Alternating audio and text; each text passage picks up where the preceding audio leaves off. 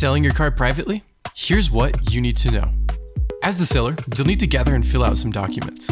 You'll need a certificate of title, an odometer statement if the car is less than 10 years old, and you might need a rebuilt from salvage disclosure if the car has sustained enough damage in the past. After you have a serious buyer, the next step is to fill out a bill of sale. If your car is less than 7 years old, or you are selling it for $500 below bluebook value, Maryland requires your bill of sale to be notarized.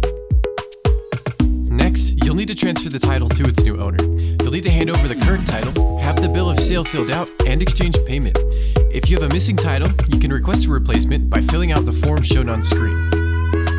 Once you've handed over the title, you'll need to hang on to your old license plates. Make sure you remove them before the new owner takes possession of the vehicle.